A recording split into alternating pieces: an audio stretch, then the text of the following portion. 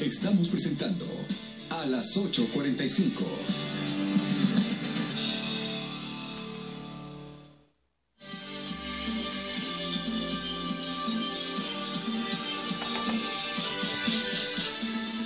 Buenas noches, bienvenidos. Hoy es día miércoles, llegan a las 8:45. Gustavo Berganza y Juan Luis Ponte estamos listos ya para arrancar con la primera conversación de la noche. Usted sabe que la semana anterior el presidente Otto Pérez Molina presentó la política agraria que hace parte de la política de desarrollo rural de su gobierno. Hoy nos acompaña Adrián Zapata, quien es comisionado de desarrollo rural, y nos acompaña también Edín Barrientos, quien es ex titular del Ministerio de Agricultura.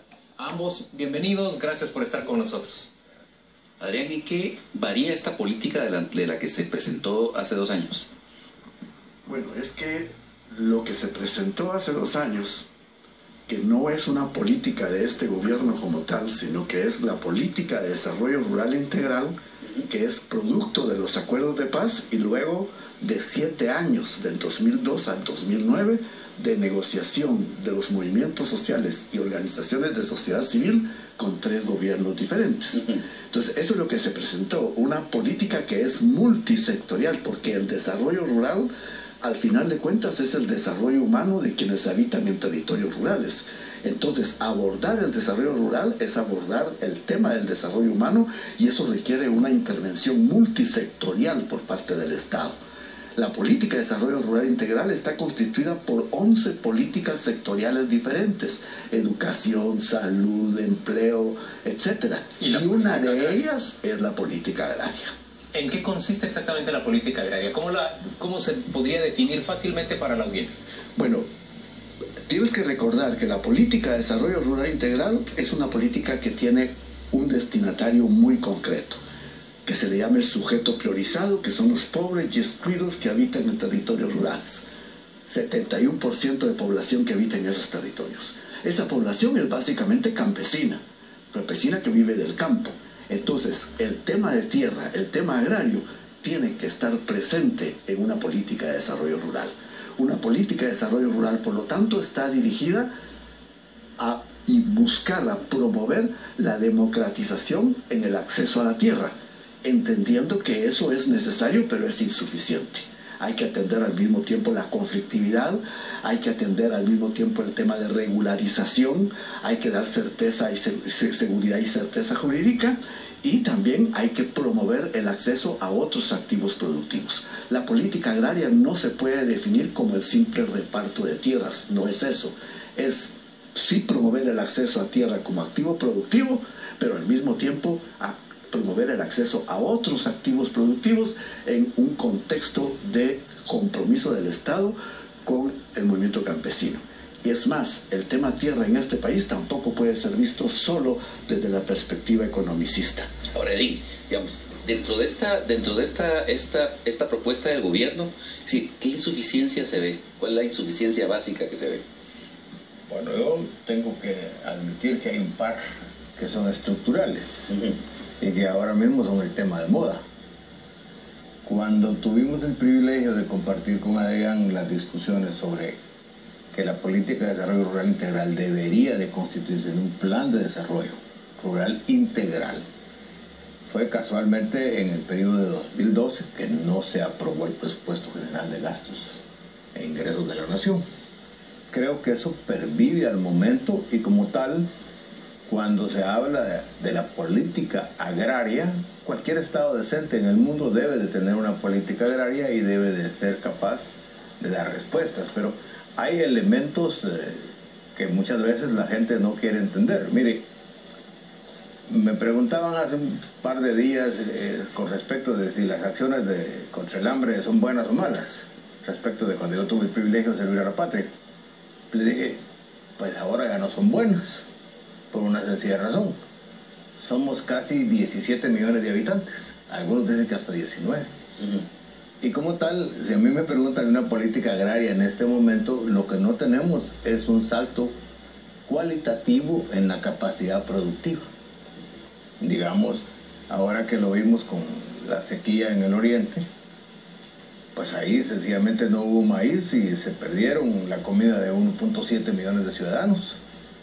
pero felizmente había otros lugares del país donde sí había suficiente producción de alimentos y como tal, el reflejo en precios no se ve complejo.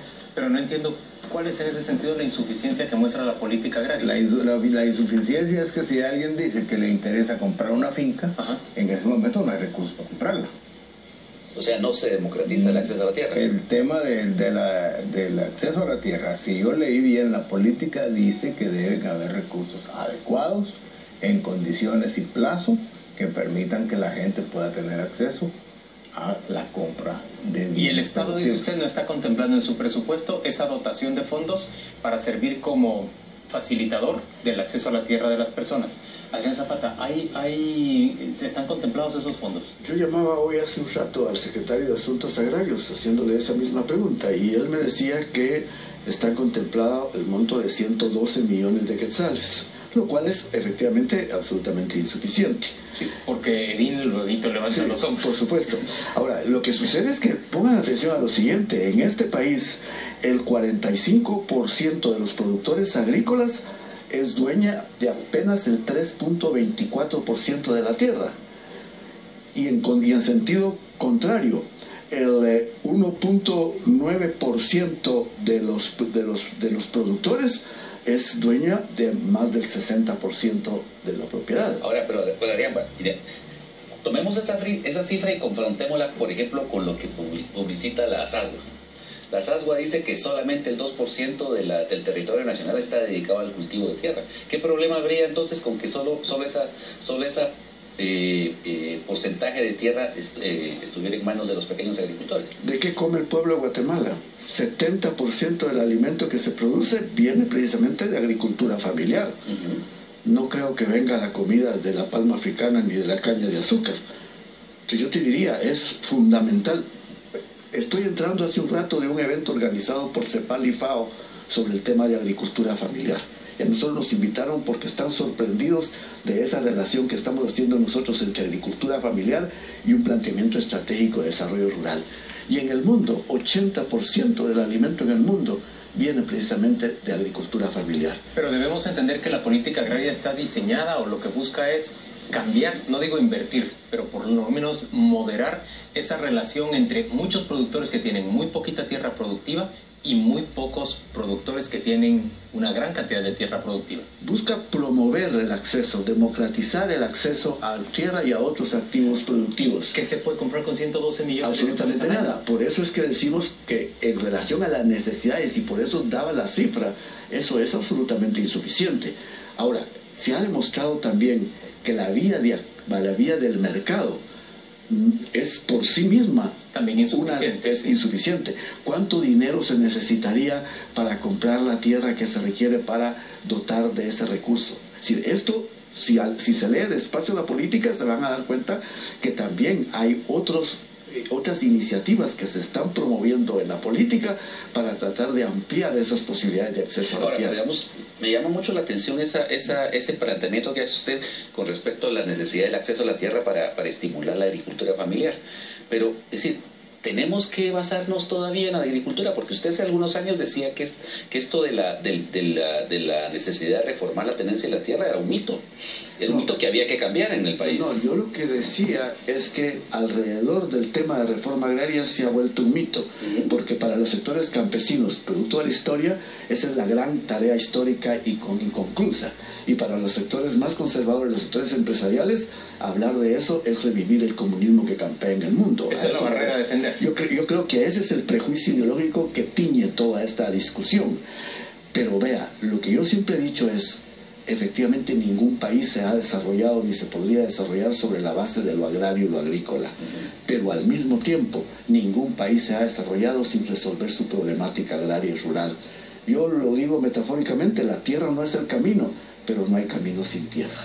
Edín, ¿qué piensa usted cuando escucha de una política que busca por lo menos cambiar esa proporción de mucha gente teniendo muy poquita tierra, poca gente teniendo mucha tierra en el país? Bueno, yo no entraría mucho al detalle de Gini. Yo recuerdo cuando yo empecé a estudiar hace como 40, 50 años, estudiábamos Lorenz. Tal vez todavía recuerde a Adrián de ese gráfico de Lorenz, que eran los censos de 1954. Lo que ha sucedido en el país es que se ha olvidado que el crecimiento poblacional, que prácticamente ha abarrotado los sitios urbanos del país, sigue como única base de alimentación lo que tiene el mundo rural, los campesinos.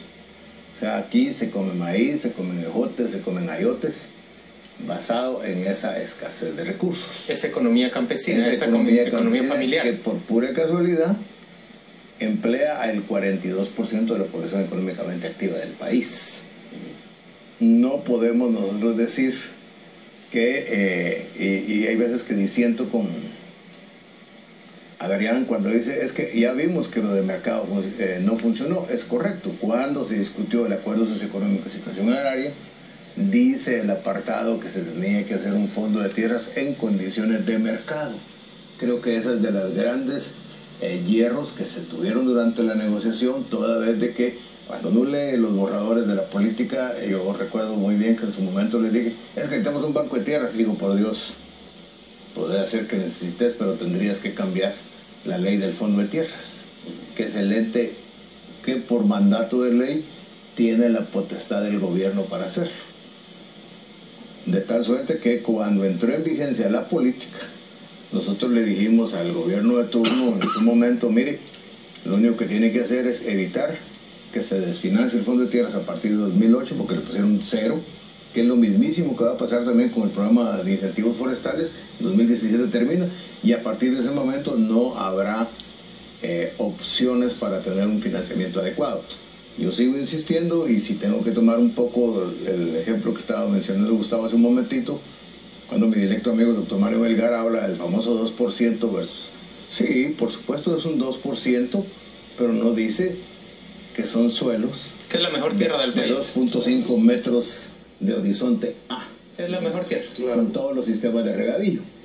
Entonces lo que tiene que hacer el país entonces para evitar las migraciones y preservar todo el sistema de manejo de partes altas de cuencas, que también las hace el campesino, que de eso sí la política agraria adolece, es que se le olvidó el artículo 67 constitucional, que habla de las tierras de comunidades indígenas y cooperativas agrícolas. Y esa sí es una deuda que tiene la política y que tiene el Estado de Guatemala con estas comunidades. Adrián Zapata, acceso a tierra es el centro, el eje fundamental de la política agraria. No, ese es uno de los ejes. La política tiene varios ejes. Uno es el acceso a tierra, otro es la atención a la conflictividad, otro es todo el proceso de regularización y certeza jurídica, y el último es acceso a otros activos productivos. Tiene 4 ejes la política. Regularización y certeza jurídica pasa por la constitución de un catastro que en Guatemala no hemos podido, querido montar. Mira, ese es uno de los temas que subyacen en el conflicto que hay en el debate, porque hay sectores conservadores que se oponen a que pueda haber una legislación y una jurisdicción agraria. Ellos creen que la propiedad solo hay una, y es la propiedad civil, y no reconocen la existencia de la propiedad agraria, y están en el siglo pasado pensando que el derecho agrario no debería de existir. Ustedes proponen la creación de tribunales agrarios. Hay que desarrollar ese proceso que además está planteado. ¿Cómo vas a hacer un catastro y al mismo tiempo no vas a crear la legislación y la jurisdicción que te va a permitir resolver toda la conflictividad que viene del catastro? Y eso no lo vas a poder resolver sobre la base del derecho común, del derecho civil. Necesitas necesariamente una legislación y una jurisdicción agraria.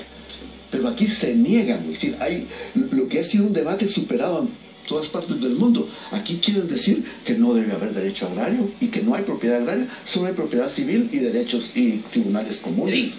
Usted menciona la deuda pendiente con las tierras comunales y los cooperativistas. ¿Cuál es esa deuda? Bueno, mire, a diferencia de lo que acaba de mencionar Adrián, Guatemala sí tiene un derecho agrario que se usa muy poco, que es el decreto 1551, de la ley de transformación agraria, y que realmente tiene jurisdicción agraria. Lo que sucede es que muchas veces la gente no quiere leer y le gusta más el Código Civil. Resulta ser que cuando usted está en los copones, muy de moda hoy el nombrecito está allá en el Quiché, aparece alguien y dijo que quería hacer un rafting y que trajo unos turistas y entró a la comunidad, ¿verdad? Pues la comunidad sencillamente se comunicó por los medios que ellos saben, y en ese momento capturaron a las personas. habían entrado en comunidad indígena. Pero eso, de acuerdo al 1551, eso se resuelve mediante el concepto de titulación de baldíos. Si lográramos registrar esos baldíos, el déficit de tierras, pues yo por lo menos consideraría que tendríamos un 12-13% del territorio nacional. Que sucede igual con cooperativas, digamos, en el caso del Polo Chic, por ahí hay una cooperativa. Pero aún hay baldíos por regularizar. Por supuesto, todo el área. ¿Y no están ocupados todos esos baldíos? Están bajo comunidades mayas, que a su vez son los grandes protectores de los grandes nacimientos de agua. Si no fuera porque esa gente cuida, no tuviéramos nosotros el agua del Chicxoy, que por pura casualidad ofrece casi el 40% de la producción nacional de hidroenergía. Pero mi pregunta es si existe todavía tierra por Por regularizar. supuesto que existe esa tierra. Esos son terrenos baldíos que hay que legalizarlo. Pues que la concepción de la Cámara del Agro es que cualquier tipo por ejemplo, de acceso democrático a la tierra, de titulación, implica una suma cero. Es decir, alguien tiene que perder. En este caso serían ellos. Nadie va a perder porque, digamos, cuando usted se rige a la reforma liberal de 1871, que es cuando se crea el Registro General de la Propiedad, ahí aparecen catastrados las tierras, lo que en muchos casos no gusta, y eso es el gran tema que tiene el registro e información catastral, es que cuando hay excesos, esos excesos tienen que hacerse disponibles a propiedad del gobierno del Estado de Guatemala, que a su vez los debe de entregar al Fondo de Tierras para que eso sirvan en los procesos de regularización y en los procesos de... Excesos superiores al 30%, ¿verdad? Exactamente. Entonces, ese es el tipo de ley que tenemos que hacer vigente. ¿Existe en el país? Sí.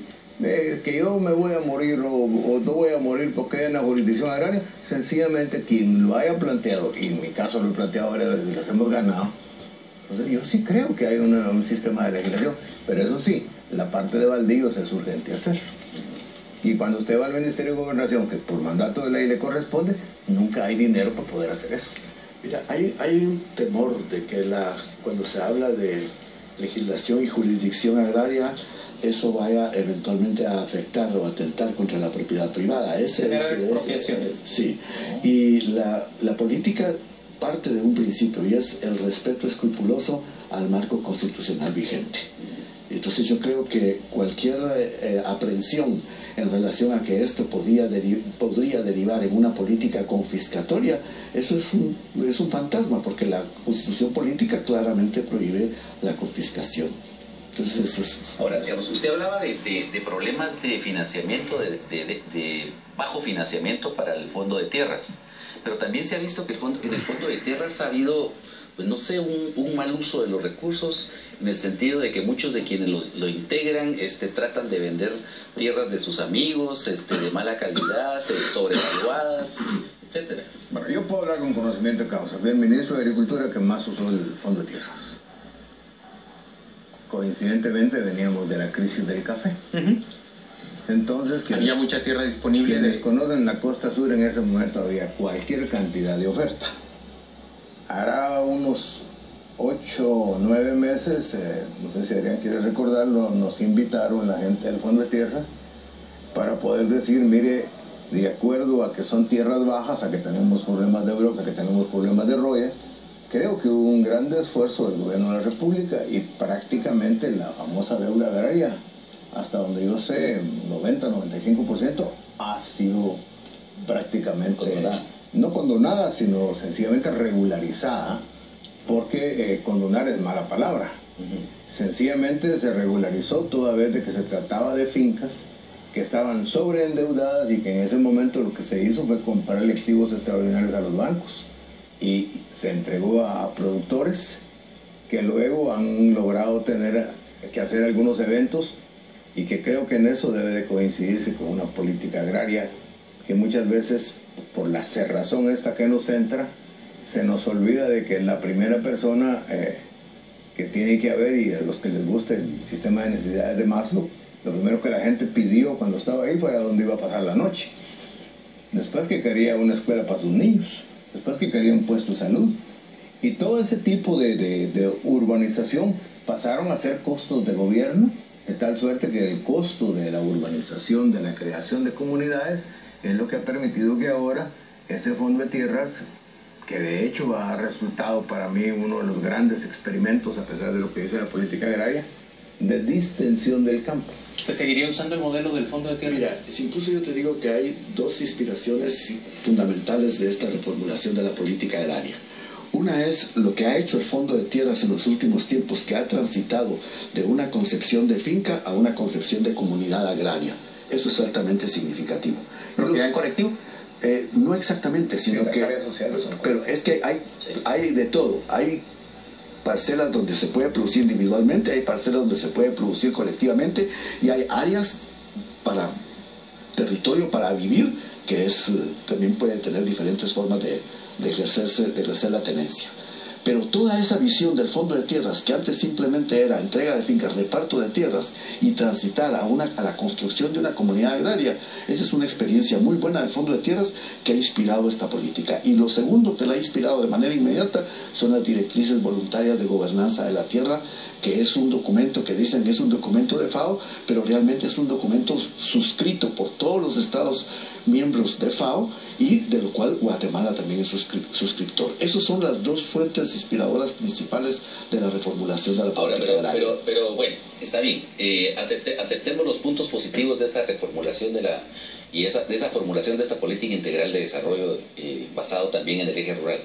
Pero no deja de ser una declaración de buenas intenciones cuando estamos en una crisis presupuestaria, cuando no hay fondos asignados, cuando no sabemos qué es lo que va a pasar con el presupuesto del 2015. Bueno, yo le respondería que la existencia del Estado no deja de ser lo que usted señala, porque ¿qué Estado puede vivir con menos del 11% del Producto Interno Bruto? O sea, lo que usted me dice no tengo cómo rebatirle más que decirle, con ese argumento no habría estado, bueno, casi no hay estado en este país. Que lo mismo pasa en salud pública y lo mismo pasa en educación. Sí. Pero si me permite, creo que es el gran punto olvidado de acuerdos económicos y situación agraria. Uno de los párrafos especiales hablaba, y aquí es donde creo que la sociedad hemos fallado, que Guatemala debía de tener un crecimiento económico sostenido no menos del 6% anual y una tasa tributaria del doble de lo que la época era, que había sido 8 y se había tasado en 12%. Nosotros no hemos crecido, si tenemos que hacer un promedio ponderado, 3,9, 4,4%. hemos estado 2.79, 2.82, con un crecimiento populacional de 2.25. Realmente lo que no ha hecho, y aquí creo que más que una política agraria, más que una ley de desarrollo rural, al país se le olvidó que tenía que cambiar su matriz productiva. Seguimos siendo un país de maíz y frijol. Con la roya nos morimos, con el azúcar medio aguantamos. Y con las remesas sobrevivimos en realidad. Con eso quiero terminar. Hay que entender que, bendito Dios, existe el sudor de los ciudadanos guatemaltecos que le entregan anualmente al pueblo de Guatemala 45.000 millones de quetzales, que es 2/3 del presupuesto general de ingresos y egresos del Estado, que vienen a Guatemala directamente al mundo rural, que es lo que ahora hace posible que tengamos un crecimiento en la economía, en los sectores de comercio, en los sectores de construcción. Pero adicionalmente a ello, hay un elemento difícil de entenderse y que va a necesitar que se eficientice. Yo soy admirador de las grandes autopistas, pero mientras no hayan caminos rurales, este país va a tener